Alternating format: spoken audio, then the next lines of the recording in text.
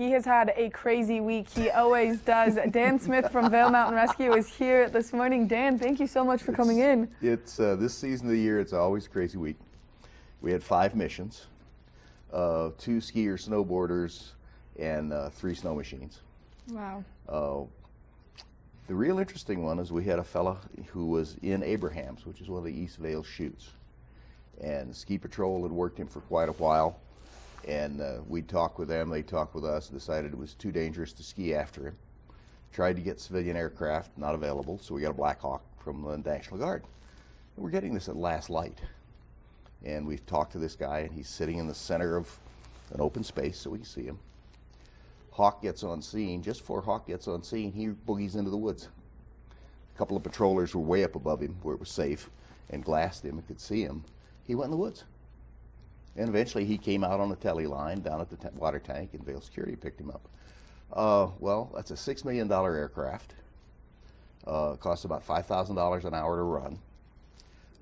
They were basically sitting over an avalanche chute, and we were going to lower somebody down on a cable to get this guy. And the deal was with 2 crew chiefs in the back. One crew chief was watching the slope, the other crew chief's watching the hoist mission. And if anything broke loose, they were just going to climb 100 feet with the aircraft, pulling our guy on the cable out.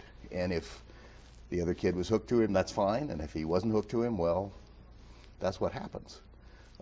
He didn't have any understanding that you're on your own. We can come and get you, and maybe we'll make it, and maybe we won't. But we're here to help you solve your problem and not die on the process. And that includes the crew of the aircraft. Yeah. So we put a lot of assets on the line for somebody that, for whatever reason, and maybe we'll find out today, just decided he didn't want to visit with us. So, okay. It's insane. I yes, I go along with that. I'd love to figure out why. We get a few of those, not many. Very, very few. Occasionally, we've had 2 missions over the years. We're hunting for the man who wasn't there because he'd already left and hadn't bothered to tell anybody. And one was a guy trying to disappear because he didn't like his police record. And another one was a guy who didn't want to go back to Iraq. Both probably acceptable reasons, but not when you have several hundred people looking for you for a couple weeks.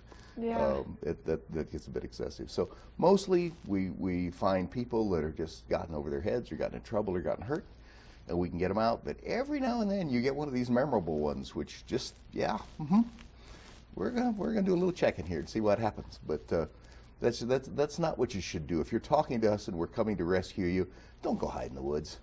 Not a good idea. Not a good idea. No, stay visible where Stay you can visible. actually be saved. And a Black Hawk's a great ship. You'd had a fun ride, plus a 100-foot trip on the cable. That would have been absolutely, that's the tell your grandchildren about story. Apparently he didn't want to do that, so we'll find out. Seriously, that would have been an adrenaline rush in itself, besides the fact of being lost up in the mountain a little bit. And we have a story from patrol off the mountain that some people had gotten up to the top of the platter where they drop into East Vail. They didn't know where they were. And they talked to somebody, and they were talked out to go back inside the rope. But they're ready to ski that as part of the Vail ski experience. And, well, it would have been an experience. That's for sure a real life experience. It was a very squirrely weekend. 3 of the missions were all going at the same time, including the helicopter mission. So wow. you're trying to keep all 3 straight in your head, and had a really good coordinator doing it. All I ran was the aviation, which is, that's kind of what I do.